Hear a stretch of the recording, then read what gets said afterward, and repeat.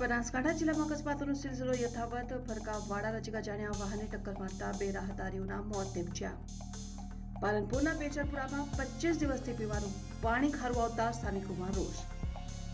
બનાસકાંઠા જિલ્લામાં સાયબર ક્રાઇમના વધતા બનાવો મામલે જિલ્લા પોલીસ વડાએ પત્રકાર પરિષદ યોજી. અમદાવાદ ખાતેથી લાખો રૂપિયાના મેફેડ ડ્રોન સાથે મહિલા ઝડપાઈ. રાજ્યમાં સર્જાતા માર્ગ અકસ્માતમાં દર વર્ષે અનેક નિર્દોષ લોકોએ જીવ ગુમાવવાનો વારો આવેલ છે. બનાસકાંઠાના પાલનપુર અમદાવાદ હાઈવે ઉપર એક અજાણ્યા રાહદારીને ટક્કર મારતા તેનું મોત નીપજ્યું હતું, જ્યારે અન્ય એક માર્ગ અકસ્માતમાં 2 લોકોના મોત નીપજ્યા. રાહદારીઓનું ઘટના સ્થળે જ મોત નીપજ્યું. બનાસકાંઠાના પાલનપુર અમદાવાદ હાઈવે ઉપર ભરકાવાડા પાટિયા પાસે હિટ એન્ડ રનની ઘટના બનવા પામી હતી. માર્ગની પરથી પસાર થઈ રહેલ વાહન ચાલકને અજાણ્યા વાહન ચાલક દ્વારા ટક્કર મારી ફરાર થઈ ગયો હતો, ત્યારે વાહનને ટક્કર વાગતા તે લોકોના ઘટના સ્થળે જ મોત નીપજ્યા હતા.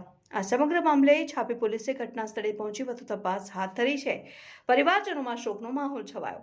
બનાસકાંઠામાં માર્ગ અકસ્માતમાં નિર્દોષ વ્યક્તિઓએ જીવ ગુમાવ્યો. આ બાબતની જાણ યુવકના પરિવારજનોને થતા પરિવારજનો તેમજ મિત્ર વર્તુળમાં શોકનું મોજું ફરી વળ્યું હતું. આ સમગ્ર બાબતે પોલીસ દ્વારા હાઈવે ઉપર લગાડેલ સીસીટીવીના આધારે વાહન ચાલકની શોધખોળ હાથ ધરી છે. પાલનપુરના બેચરપુરા વિસ્તારમાં છેલ્લા 25 દિવસથી ખારું પાણી આવતા રહીશો મુશ્કેલીઓ વેઠી રહ્યા છે. સ્થાનિકોનું કહેવું છે કે છેલ્લા 25 દિવસથી પીવાનું મીઠું પાણી આવતું નથી અને ખારું પાણી આવે છે અને પાણીમાં વધુ પડતું ક્લોરીન હોવાનું સ્થાનિકો કહી રહ્યા છે. અને ખરાબ પાણી અને વધુ પડતા ક્લોરીનને કારણે અવનવી બીમારીઓ અને પેટની તકલીફો થઈ રહી હોવાનું સ્થાનિકો જણાવી રહ્યા છે. જોકે આ વિસ્તારમાં નિયમિત સાફ સફાઈ ન થતી હોવાના પણ સ્થાનિક લોકોએ આક્ષેપો કર્યા. સ્થાનિક લોકોએ કહ્યું કે અનેકવાર રજૂઆત કરવા છતાં કોઈ સમયસર સાફ સફાઈ થતી નથી. નેતાઓ માત્ર ચૂંટણી ટાણે વોટ લેવા જ આવે છે, પરંતુ તે બાદ અમારા બેચરપુરામાં ગટર સાફ કરવા કોઈ આવતું નહીં, મીઠું પાણી નહીં આવતું અને મચ્છર બહુ છે ને ગંદકી બહુ છે. કોઈ સફાઈવાળું કચરાવાળું કોઈ નહીં આવતું. કેટલા ટાઈમની સમસ્યા છે? હા તો ઘણો ટાઈમ થઈ ગયો. કચરાવાળી તો કદી આવતી જ નહીં. 6 મહિને 8 મહિને એકવાર આવે તો આવે ને તહેવાર આવે, તહેવાર હોય ત્યારે આવે. રક્ષાબંધનમાં રજૂઆત તો કેટલીય કરી પણ કોઈ નિકાલ નહીં આવે. ખાલી વોટિંગ આવે ને એના પહેલા થોડું ઘણું સફાઈ થાય, પછી કંઈ નહીં. અમારા એરિયામાં આ ચંદુભાઈ બધાના સમાચાર લે એમ કે શું તકલીફ છે એમ, બરોબર. બીજું અમને કોઈ પૂછવા આવતું નહીં અને દવા નાખી ને તો બીજા અમુક એરિયામાં નાખી. અમારા એરિયામાં તો કોઈ દવા બીજી કશું નાખી નહીં, બરોબર. અને રોડ ઉપર દેખાય કે દવા નાખી છે એમ. અને પાણીની તકલીફ તો છે જ અમારા. એટલે મીઠું પાણી અમારે આવતું જ નહીં, ખારું પાણી આવે છે, બરોબર. અને બધા માણસોને તાવ આવે, બીમારી થાય, દવાખાને જાય બધો, બરોબર.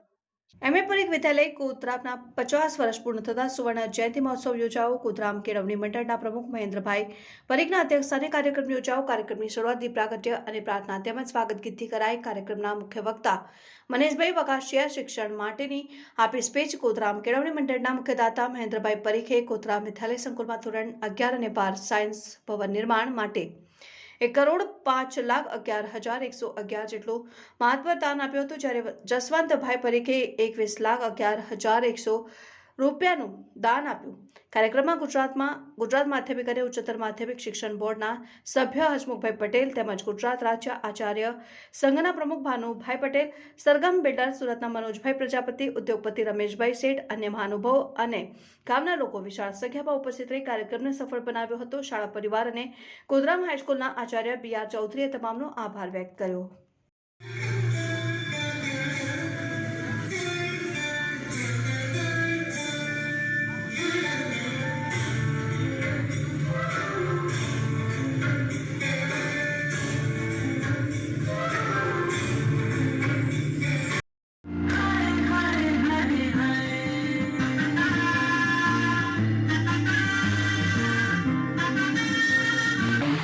જસવંતભાઈ અમૃતલાલ પરેખ, મણીબેન અમૃતલાલ પરેખ ફેમિલીના અમે છીએ.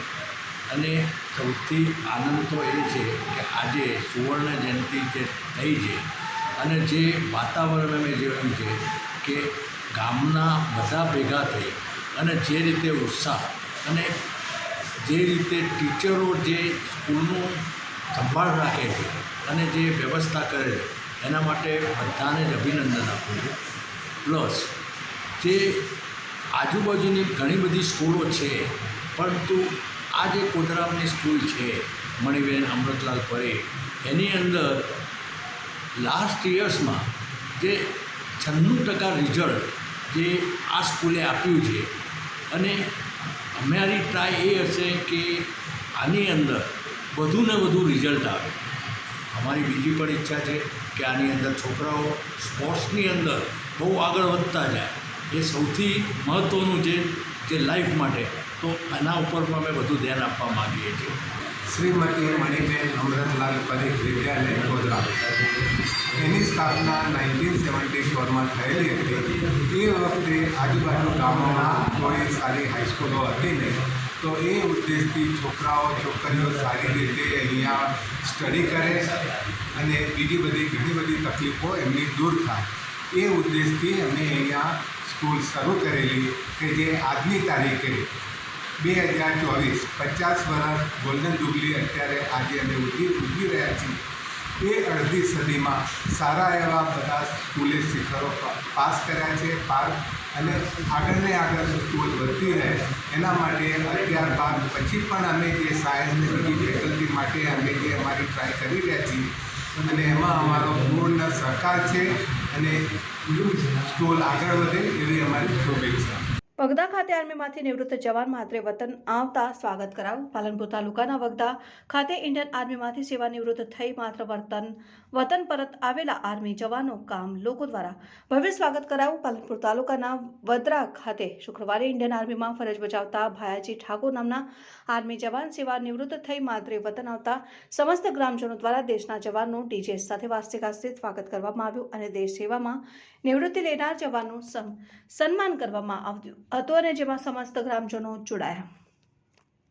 વગદા ખાતે શાંતિ કુંજ હરિદ્વાર આયોજિત જ્યોતિ કળશ યાત્રાનું સ્વાગત કરાવું. અખિલ વિશ્વ ગાયત્રી પરિવાર ગાયત્રી તીર્થ શાંતિ કુંજ હરિદ્વાર આયોજિત જ્યોતિ કળશ રથયાત્રા રથનું આગમન થતા વગદા ગામે આવી પહોંચતા દિવ્ય જ્યોતિ કળશ રથયાત્રા કુમકુમનો તિલક અક્ષત ફુલહારથી સ્વાગત દર્શન વંદન કરીને આ સાથે આપવામાં આવેલ 24 ગાયત્રી મંત્ર લેખનની તપ સાધના અને આ દિવ્ય જ્યોતિ કળશ આગળ મૂકીને સાધનાત્મક રીતે પ્રાર્થના કરીને પ્રસાદ વહેંચીને વેદ માતા ગાયત્રી અને પરમ પૂજ્ય ગુરુદેવ શ્રી રામ શર્મા આચાર્ય દ્વારા 100 વર્ષથી પ્રાગટ્ય અખંડ જ્યોતિ જેના સામે કરોડો ગાયત્રી મંત્ર જાપ ઉપાસકોએ જપ્યા છે અને તેની પ્રચંડ ઉર્જા સાથે આવેલ જ્યોતિ કળશ રથયાત્રાની આરતી ઉતારી મંત્રોચ્ચાર સાથે પ્રાર્થના કરી વગદા ગામના સનાતન ધર્મ સંસ્કૃતિ પ્રેમી સૌ ગ્રામજનોએ આરતીનો લાભ લીધો અને વિશ્વ કલ્યાણ માટે પ્રાર્થના કરી ગાયત્રી પરિવારની સ્થાપનાને અને વંદનીય માતાજી ભગવતી દેવી શર્માને શતાબ્દી 1926થી 2026 થઈ રહી છે અને એની ઉજવણીના ભાગરૂપે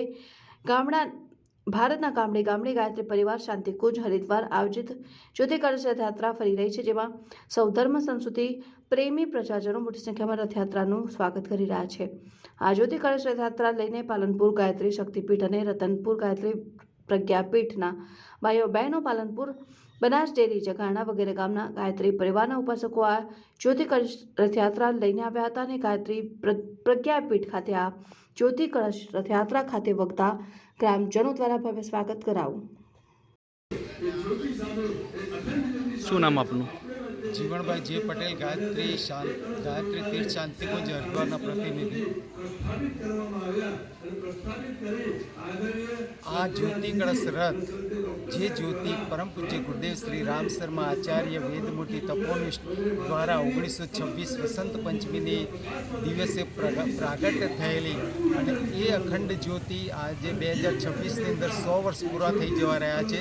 ત્યારે પરમ પૂજ્ય ગુરુદેવના જે યુગ નિર્માણ યોજના, વિચાર ક્રાંતિ અભિયાન, ગાયત્રી પરિવારના 100 સૂત્રીય આંદોલન, વિચાર પરમ પૂજ્ય ગુરુદેવે જે 3400 ઉપર પુસ્તકો લખ્યા વ્યક્તિ નિર્માણ, પરિવાર નિર્માણ, સમાજ નિર્માણ, રાષ્ટ્ર નિર્માણ માટે અને સપ્તસૂત્રીય આંદોલનને ઘરે ઘરે સુધી પહોંચાડવા માટે આ જ્યોતિ કળશ રથયાત્રા લોકોને જગાડવા માટે જઈ રહી છે કે જે અત્યારે નૈતિક ક્રાંતિ, બૌદ્ધિક ક્રાંતિ, સામાજિક ક્રાંતિ અને રાષ્ટ્રીય ક્રાંતિની આજે તાત્કાલિક જરૂર છે. એવા સંદેશે લઈને પરમ પૂજ્ય ગુરુદેવનો સંદેશ ઘરે ઘરે સુધી પહોંચે એ ભાવ સાથે આ જ્યોતિ કળશ રથયાત્રા 2 વર્ષ સુધી પૂરા દેશની અંદર અને આ રથ ગુજરાતની અંદર 9મી એપ્રિલે નીકળેલ અને 2026 સુધી ચાલશે અને પરમ પૂજ્ય ગુરુદેવનો સંદેશ ઘરે ઘરે સુધી પહોંચાડશે. આ જ્યોતિ કળશ રથયાત્રા હતા પરમ પૂજ્ય ગુરુદેવની જ્યોતિ કળશના 100 વર્ષ પૂરા થાય છે, સાથે પરમવંદ્ય માતાજીના પણ 100 વર્ષ પૂરા થાય છે. એ શતાબ્દી ઉજવવા અને એમના કાર્યોને વધુમાં વધુ વેગ આપી સક્રિય બની અને યુગ નિર્માણ યોજના 21મી સદી ઉજ્જવળ ભવિષ્ય અને મનુષ્યમાં દેવત્વ અને ધરતી પર સ્વર્ગનું અવતરણ થાય એ ભાવ સાથે ગામે ગામ જઈ રહી છે. 6,57,900 કિંમતનો 64.790 ગ્રામ મેફેડ્રોનનું મહિલા સાથે કુલ 2ની ધરપકડ. અમદાવાદ શહેરના ઈશાનપુર વિસ્તારના રસુલાબાદ ઇકરા સ્કૂલની બાજુમાં અમદાવાદ ફ્લેટના 5મા માળેથી છૂટકમાં 1 કે 2 ગ્રામ સુધીનો ડ્રગ્સ વેચતા એક મહિલા સાથે 6,57,900 કિંમતના 64.790 ગ્રામ મેફેડ્રોનના મુદ્દામાલ સાથે એક મહિલા સહિત કુલ 2 ઇસમોની ધરપકડ કરી વધુ તપાસ હાથ ધરાઈ.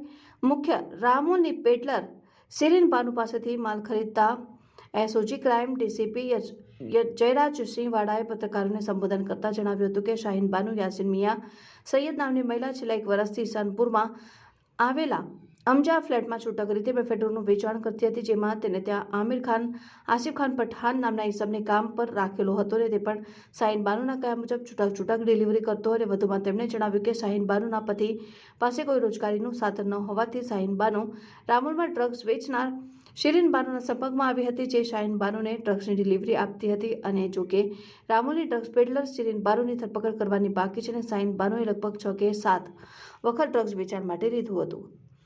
6,57,900ના કુલ મુદ્દામાલ સાથે 2ની ધરપકડ. ડીસીપી વાળાએ ઉમેર્યું હતું કે શાહીન બાનુનો પતિ અકબર ખાન જેની ઉપર 2 વખત કેસ નોંધાઈ ચૂક્યા છે અને તેની ઉપર ધરપકડ કરવાની બાકી છે અને શાહીન બાનુ આ ડ્રગ્સ વિસ્તારમાં આજુબાજુમાં રહેતા રિક્ષા ચાલકોને છૂટકમાં 1 કે 2 ગ્રામની પડીકીઓ બનાવીને વેચતી. આ અંગે એસઓજી પોલીસે 6,47,900 કિંમતના 64 ગ્રામ 790 મિલીગ્રામના જથ્થા સાથે 6,57,900ના કુલ મુદ્દામાલ સાથે 2ની ધરપકડ કરી વધુ તપાસ હાથ ધરી છે.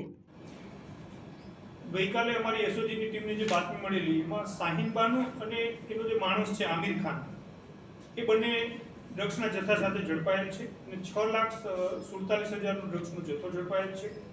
શાહીન બાનુનો પતિ છે એ કોઈ પ્રકારનો કામ ધંધો કરતો ન હોય, જેથી પોતાના ઘરનો ખર્ચો કાઢવા માટે આ ડ્રગ્સના ધંધામાં જોડાયેલ છે. અને આમિર ખાન જે એનો માણસ છે ડ્રગ્સનો જે પેડલર તરીકેનું કામ કરે છે, ડ્રગ્સ આપવાનું, તેને કોઈ પગાર આપી અને પોતે રાખેલો એવું જણાય છે. ડ્રગ્સ છે એ ઈશનપુરમાં જે પોતાનું મકાન છે, ઈશનપુર પોલીસ સ્ટેશન વિસ્તારમાં એ જે રહે છે એ અમજા ફ્લેટ છે ઇકરા સ્કૂલની બાજુમાં, ત્યાં પોતાના ઘરે જ આ ડ્રગ્સનો જથ્થો રાખી અને વેચાણ કરતી હતી. અને શરીન બાનુ જે રામોલની રહેવાસી છે એની પાસેથી મેળવતી હતી અને હાલ સુધીમાં એને લગભગ 7 થી 8 વખત ડ્રગ્સનો જથ્થો મેળવો એવું પ્રાથમિક દૃષ્ટિએ જણાય છે. કેટલા સમયથી આ ધંધો કરે છે અને આ ધંધામાં આવવા પાછળનું કારણ શું, અને શરીન અને આ જે મહિલા પકડાઈ તે બંને વચ્ચેનો સંબંધ કેવી રીતે? બંને વચ્ચેનો બીજો કોઈ સંબંધ તો હાલ અમને જણાતો નથી, પણ બંને કોઈ સામાજિક ફંક્શનમાં મળ્યા હોય અને આ ધંધો કરવા માટે લાલચ આપી હોય અને શાહીન બાનુ છે એ ધંધામાં જોડાયેલો એવું જણાય છે. બીજું એ જે છે મેઇન જે રામોલની શરીન બાનુ એનો પતિ છે એની ઉપર એસઓજી અગાઉ 2 કેસ કરેલા છે, અકબર ખાન કરીને છે ડ્રગ્સના, એટલે એનો પતિ છે એ અગાઉ 2 વખત પકડાઈ ચૂક્યો છે. અને શરીન બાનુ છે એ પણ અમારા આ કેસમાં અમારે પકડવાનું બાકી છે. અચ્છા સાહેબ, આ ડ્રગ્સ છે આ મહિલા જે પકડી છે એ લોકો લેવા જતા હતા કે એને ડિલિવરી ઘરે મળી જતી હતી, કેવી રીતના આખું નેટવર્ક ચાલતું? શરીન બાનુ એને એક્ટિવા ઉપર ડ્રગ્સ મોકલી આપતી હતી, જ્યારે શાહીન બાનુને જરૂર પડે ત્યારે પોતાના ઘરે જ્યાં મોકલી આપતી હતી. અને એવું હાલ 7 થી 8 વખત મોકલું હોય અને ડિલિવરી થઈ હોય એવું જણાય છે. શરીન બાનુ છે એ સામાજિક કોઈ પ્રસંગ અથવા કોઈ જે સામાજિક મેળાવડામાં કોઈને મળેલ હશે અને આને જણાવેલ હશે કે ભાઈ મારા પતિ કંઈ કરતા નથી કામ ધંધો, તો હું પણ આ ડ્રગ્સના પેલામાં જોડાવ, જેથી એ જોડાયેલ છે. ગ્રાહકો સર કઈ રીતે આ લોકોને કોન્ટેક્ટ કરતા? ગ્રાહકો આની ઘરે આવી અને જે કન્ઝ્યુમ કરવા વાળા છે એ લઈ જતા હતા એવું પ્રાથમિક દ્રષ્ટિએ જણાય છે, પણ અમે એનો મોબાઈલ પણ કબજે કરેલ છે. એટલે અમે જે કોઈ પણ છે ગ્રાહકો અને એની પાસેથી પેડલરો પણ જે માલ લઈ જતા હશે એને પણ અમે તપાસના કામે પૂછપરછ અને જો જરૂર જણાય તો જો લઈ ગયેલ છે તો એને ગુનાના આરોપી તરીકે અમે લેશું. આમિર રહ્યો એનો શું રોલ છે આ ગુનામાં? આમિર છે એ પોતાના ઘરેથી માલ લઈ પોતાની પત્ની પાસેથી અને બીજાને આપતો, પોતાની પત્ની પાસેથી માલ લઈ બીજાને આપવાનો, એટલે એના ઘરે રહીને જ આ ધંધો એનો થઈ રહ્યો. એટલે ફોન પર ડિલિવરી મંગાવતા હોય ને આપવા જતા હોય એ ટાઈપનું આખું નેટવર્ક હશે. હાલમાં પ્રાથમિક દ્રષ્ટિએ ફોન ઉપર તો જે સિરીનબાનુ પાસેથી માલ મગાવે છે એ જણાય છે, પણ જે કન્ઝ્યુમ કરવાવાળા ગ્રાહકો સાથે ફોનથી વાત થાય છે કે નહીં એ અમારે તપાસમાં હજી પ્રાથમિક દ્રષ્ટિએ જોઈ રહ્યા છીએ શું છે. પણ મોટા ભાગના કન્ઝ્યુમ કરવાવાળા જે છે એની ઘરેથી માલ લઈ જતા હતા એવું જણાય છે. સર, આ સિરીનબાનુ વિશે કોઈ પ્રાથમિક તપાસમાં માહિતી સામે આવી છે? એ કઈ રીતે જોડાયા હતા, શું હતું? સિરીનબાનુ વિશે બીજી કોઈ માહિતી નથી. એના પતિ ઉપર અમે 2 કેસ કરેલા છે, પણ અમે એને એરેસ્ટ કરશું, પછી અમે આગળની તપાસમાં ખ્યાલ આવશે. જિલ્લા પોલીસ વડા અક્ષયરાજ મકવાણાએ સાયબર ક્રાઇમના વધતા જતા બનાવો અંગે પત્રકાર પરિષદ કરી સાયબર ક્રાઇમથી બચવા અપીલ કરી. બનાસકાંઠા જિલ્લામાં સાયબર ક્રાઇમના બનાવને લઈને સાબરકાંઠા જિલ્લા પોલીસ વડા દ્વારા પત્રકાર પરિષદ યોજાઈ, જેમાં બનાસકાંઠા જિલ્લામાં જુલાઈ 2024 સુધીમાં 1886 અરજદારોએ સાયબર ફ્રોડ મામલે અરજી કરી હતી અને ભોગ બનેલા અરજદારોને 2,05,00,000ની 81,270 જેટલી રકમ અપાવી છે, જ્યારે 5,009 શંકાસ્પદ બેંક ખાતાઓના કુલ 5,59,40,655 રકમ પુટ ઓન હોલ્ડ કરાઈ છે, અને જ્યારે ભોગ બનેલા અરજદારોને પરત કરવા માટેની કાર્યવાહી હાથ ધરાઈ. ત્યારે સાયબર ક્રાઇમના વધતા બનાવોથી સતર્ક રહેવા અને હેલ્પલાઇન પર સંપર્ક કરવા માટે જિલ્લા પોલીસ વડા અક્ષયરાજ મકવાણાએ અપીલ કરી હતી. સર્વ મીડિયાના મિત્રો મારફતે જણાવવા માંગુ છું કે આપણા બનાસકાંઠા જિલ્લામાં પણ સાયબર ક્રાઇમની ઘણી બધા ઘટનાઓ બને છે. આ જે ઘટનાઓ બને છે તેમાં જે મુખ્યત્વે જે ફ્રોડ હોય છે તેમાં કોઈને કોઈ માણસ જે છે એ કોલ કરી અને OTPના પાસવર્ડ મોકલવા, કોઈ લિંક મોકલવી, આ ઉપરાંત જે છે OLXની વસ્તુ મારફતે કોઈ કરાવવું, KYCનું ફોર્મ ભરાવવું કે આવી બીજી કોઈ લિંક મોકલી અને અલગ અલગ રીતે આપણા જે માણસો હોય છે કે જે લોકો શિક્ષિત પણ હોય છે ને ઘણા કિસ્સામાં જે લોકો ઓછું ભણતા હોય છે તેમને બી ડરાવી, ધમકાવી અને પોતે કોઈ અધિકારી છે તેઓ બી ખોટો રફ જમાવી અને આ હાલના સમયમાં AI ટેકનોલોજીનો યુઝ કરીને ઘણા બધા સાયબર ક્રાઇમના અપરાધો બનતા હોય છે. આ તમામ સાયબર ક્રાઇમના અપરાધો જે છે જે આપણી બનાસકાંઠા પોલીસે 1930 ઉપર એને નોંધી અને ત્યારબાદ આગળની કાર્યવાહી કરતી હોય છે. હું લોકોને જણાવવા માંગીશ કે તેઓ આ સાયબર ક્રાઇમના શિકારનો ભોગ ના બને. આપણા બનાસકાંઠા જિલ્લામાં અત્યાર સુધી પોલીસ દ્વારા આવા લોકોની રકમને રોકી અને 2 કરોડ જેટલી માતબર રકમ જે છે એ લોકોને પાછી આપવામાં આવેલી છે. આ સિવાય હાલમાં 5,59,00,000 જેટલી રકમ પણ પોલીસે હાલમાં જે છે એમની બચાવેલી છે અને એમને પાછા આપવા માટેની પ્રક્રિયા એમની હાલમાં ચાલુ છે. હું આ માધ્યમથી લોકોને કહેવા માંગીશ કે આપ લોકો સાયબર ક્રાઇમના ફ્રોડનો ભોગ ના બનો. આપ લોકો ખૂબ સાવધાની બરતો અને છતાં પણ જો આપને કોઈ મુશ્કેલી થાય છે અને આપણા સાથે કોઈ ફ્રોડ કરી જાય છે તો આપ 1930 ઉપર કોલ કરશો તો અમે આપની રકમને તો તરત ધોરણે એને ફ્રીજ કરાવીશું અને ત્યારબાદ આપની રકમને પાછા આપવા માટેની અમે તમામ કાર્યવાહી બી કરીશું. Thank you. Tharad Bhansali trust ખાતે મહિલા સુરક્ષા દિવસની ઉજવણી કરાઈ. અંતર ઘટાડીને એ સ્તનપાન માટે સહયોગ આપીએ. તારીખ 1 થી 7 ઓગસ્ટ 2024 દરમિયાન ફક્ત સ્તનપાન સહી પોષણ દેશ રોશન ઉજવણી અંતર્ગત થરાદ ICDC તેમજ પોલીસ સ્ટેશન સપોર્ટ સેન્ટર સંકલન દ્વારા નારીવંદન ઉત્સવનું ભણસાલી ટ્રસ્ટ ખાતે આયોજન કરાયું હતું, જેમાં CDPO કાશ્મીરાબેન ઠાકર દ્વારા ઘટક કક્ષાની ઉજવણી કરતા 77 મહિલા હાજર રહેલ. તેમને 6 માસ સુધી ફક્ત સ્તનપાનના ફાયદા અંગે માર્ગદર્શન આપી તમામ હાજર રહેલ મહિલાઓને સ્તનપાન અંગે શપથવિધિ કરવામાં આવી. સ્તનપાન અંગે સૂત્રોચ્ચાર કરાવી રેલી કાઢી લોકજાગૃતિ લાવવા પ્રયત્ન કરવામાં આવ્યો અને police station support centre Rekhaben Parmar મહિલા સુરક્ષા દિવસ અંતર્ગત મહિલા માહિતી તેમજ મહિલાની બાળ વિકાસ વિભાગની વિવિધ ચાલતી યોજનાઓની પેમ્પલેટ દ્વારા માહિતી આપીને વધુ યોજનાઓનો લાભ મહિલાઓ લઈ શકે અને સુરક્ષાને લઈને લોકજાગૃતિ આવે તેવા પ્રયત્નો હાથ ધરવામાં આવી. કાર્યક્રમમાં CDPO Kashmiraben Thakar, police station based support centre police station Tharad Rekhaben Parmar, supervisor staff તેમજ તેડાગર બહેનો આમ બહોળી સંખ્યામાં મહિલાઓએ ભાગ લીધો. ઊંઘતું તંત્રની બેદરકારી તસવીરમાં દેખાઈ આવી. ફરી પાછો આવ્યું ચર્ચામાં જગ્યાનું પુનઃ દબાણ. સાવરકુંડલા મામલતદાર કચેરીની સામે સિનિયર સિટીઝન પાર્કની બહારના ભાગે પુનઃ દબાણનો પ્રયાસ તસવીરમાં નજરે ચડ્યો. લો બોલો. ખુદ મામલતદાર કચેરીની મીઠી નજર તળે આ ટોળકીઓ બન્યા સક્રિય. બહારના ભાગે અરજદારો લૂંટાતા હોવાની લોકમુખે ચર્ચાએ જોર પકડ્યું. સિનિયર સિટીઝન પાર્ક બહારના ભાગે ટ્રાફિક અને અડચણરૂપ થાય તેમ છત્રી અને ટેબલ રાખીને તેની બાજુમાં ઓટલા ઉપર અને બાપા સીતારામ ઝેરોક્ષની બાજુમાં બહારના ભાગે ટેબલ રાખીને વેપલો કરતા તસવીરમાં નજરે ચડ્યા. સાવરકુંડલાના જાગૃત ગણાતા ધારાસભ્ય શ્રી પણ આ બાબતે વાકેફ હોવા છતાં તંત્રને સૂચના કેમ નહીં? છેલ્લા ઘણા સમયથી મામલતદાર કચેરીની સામે અનેક લોકોએ ટેબલ અને છત્રી રાખીને દબાણ કર્યું હતું. તેના પગલે સાવરકુંડલામાં યોગેશ ઉનડકટ દ્વારા ઉચ્ચ કક્ષાએ રજૂઆત કરવામાં આવી હતી, પરંતુ થોડા સમય માટે આ દબાણકારોએ દબાણ દૂર કર્યું હતું. અને આજ તારીખ 2 ઓગસ્ટ 2024ને શુક્રવારે મામલતદાર કચેરીની સામે ફરી પાછું ટેબલ અને છત્રીઓ નાખીને અમુક લોકો તસવીરમાં નજરે ચડ્યા અને ખુદ બહાર બેસવા માટે મામલતદારશ્રીનો પૂરતો સપોર્ટ હોવાનું લોકમુખે ચર્ચાઈ રહ્યું છે. સાવરકુંડલાના ધારાસભ્યશ્રીને અવારનવાર ધ્યાન દોરતા છતાં પણ આ બાબતે ધારાસભ્ય ખુદ અજાણ હોય તેવું સ્પષ્ટપણે દેખાઈ રહ્યું છે. સંકલન અને સ્વાગત કાર્યક્રમમાં બાબતે રજૂઆત કરવામાં આવી હતી અને સ્વાગત કાર્યક્રમમાં પણ આ બાબતે ગુણગાન ગાવામાં આવ્યા હતા, છતાં પણ જવાબદાર તંત્રની મીઠી નજર તળે આ દબાણ કરનારની ટોળકી સક્રિય બની છે કે કેમ તેવો વેધક સવાલ લોકોના મનમાં છે. શું અહેવાલ પ્રસિદ્ધ થતાની સાથે જવાબદાર તંત્ર જાગશે કે પછી હતું એમનું એમ જ મૌન સેવી લેશે?